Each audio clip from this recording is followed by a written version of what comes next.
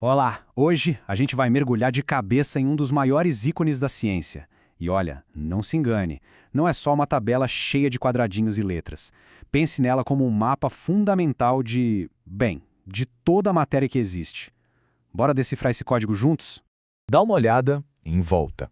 O ar que a gente respira, a água, o aparelho onde se está assistindo a isso, tudo, absolutamente tudo, é construído a partir de uma lista até que bem pequena desses ingredientes básicos, os elementos químicos.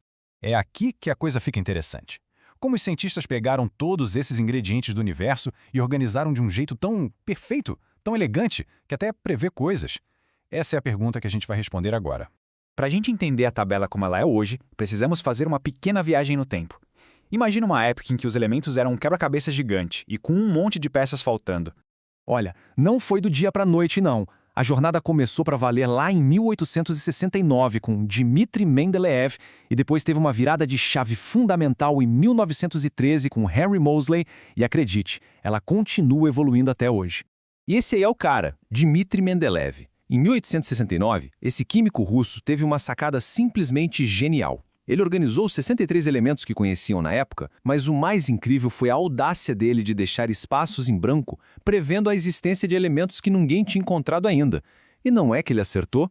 Um verdadeiro visionário. Só que a ideia do Mendeleev, apesar de genial, precisava de um ajuste crucial.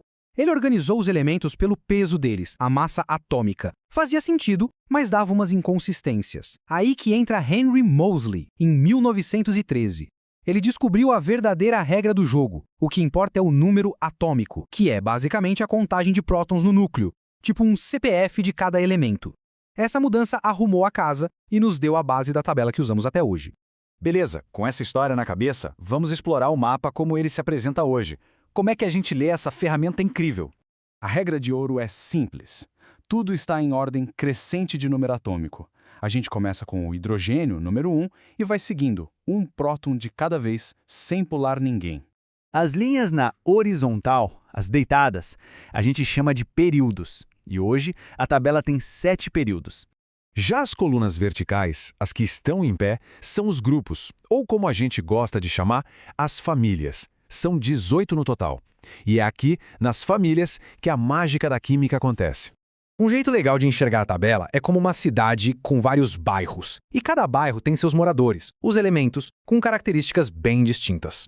Olha só, do lado esquerdo e no centro da tabela fica o bairro gigante dos metais. Eles são brilhantes, ótimos condutores de eletricidade e calor. Lá do outro lado, na direita, estão os ametais, que são o oposto. Não conduzem bem e não costumam ter brilho.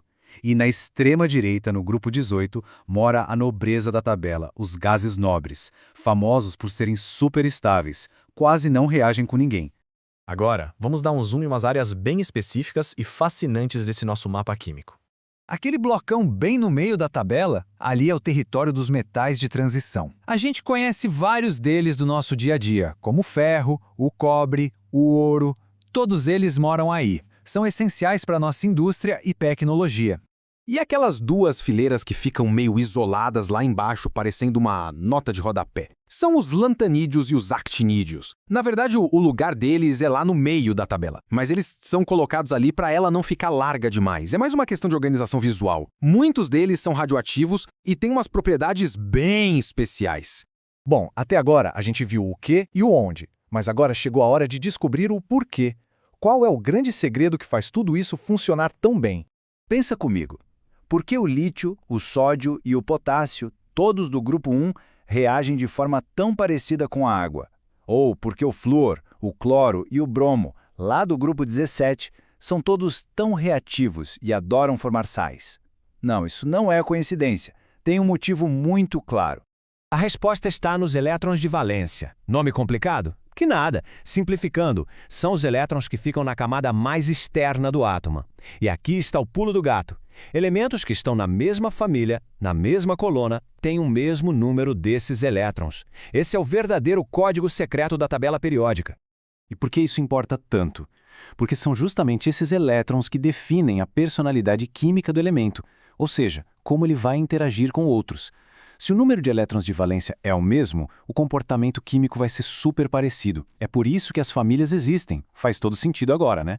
Isso deixa a gente com uma baita reflexão. A tabela periódica não é só um registro do que a gente já conhece, ela é uma ferramenta para prever o futuro. A mesma lógica que permitiu a Mendeleev adivinhar a existência de novos elementos continua guiando os cientistas hoje, que novos materiais com propriedades incríveis ainda podem ser criados usando os padrões desse mapa fundamental do universo. A exploração, com certeza, está longe de acabar.